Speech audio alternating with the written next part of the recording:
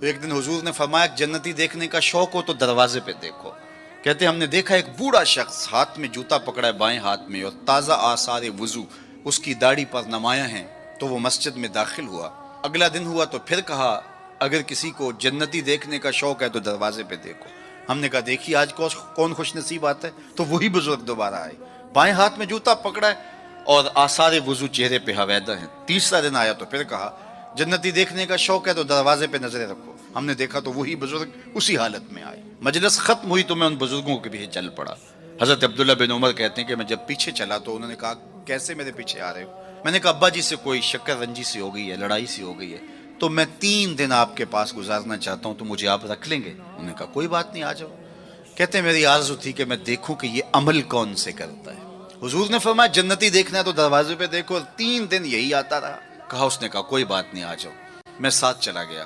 رات جب سوئے تو میں نے چادر اوڑھ لی اور میں اس طاق میں تھا کہ دیکھوں کہ یہ عمل کون سے کرتا ہے. لیکن وہ ساری رات سویا رہا. اتنا تھا جب کروٹ بدلتا تھا تو رب کے نام لیتا تھا. اس کے علاوہ صبح اٹھے, میں بھی اٹھا, نماز فجر ادا ہوئی, ناشتہ کیا, کھیتوں میں چلے گئے, جو بھی معمولات تھے ظہر پڑی, مغرب عشاء, رات ہوئی تو پھر سو گئے. میں نے سوچا کل میری وجہ سے ہو سکتا ہے معمولات ترک کیے ہوں, لیکن معمولات کا عادی شخص روز معمولات ترک نہیں کر سکتا. تو دیکھتے ہیں کہ آج کیا ماجرا ہوتا ہے. میں سو گیا بظاہر لیکن جاگ رہا تھا, لیکن وہ ساری رات سویا رہا. صرف کروٹ بدلے تو رب کا نام لے. کہا خیر وہ دن بھی گزرا. تیسرا دن گزرا تو جب 3 دن بیت گئے, صبح ناشتہ ہوا تو میں نے کہا کہ میری ابا جی سے کوئی لڑائی نہیں ہوئی تھی, کوئی میرا الجھاؤ نہیں ہوا تھا. میں نے حضور سے سنا کسی نے جنتی دیکھنا ہے تو دروازے پہ دیکھو. 3 دن آپ ہی بابا جی آتے رہے, لیکن مجھے تو کچھ دکھائی نہیں دیا. 3 راتیں اور 3 دن میں نے آپ کے ساتھ گزارے.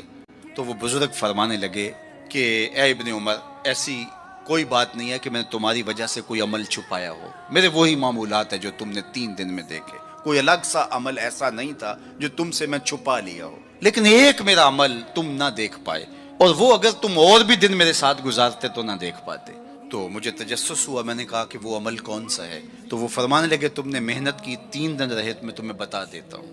تو اس بزرگ نے ایسے سینے پہ ہاتھ رکھا, دل والی جگہ پہ, اور کہا اے ابن عمر, یہ جو سینے میں رکھا ہوا دل ہے نا, اس میں کسی مومن کا بغض نہیں ہے.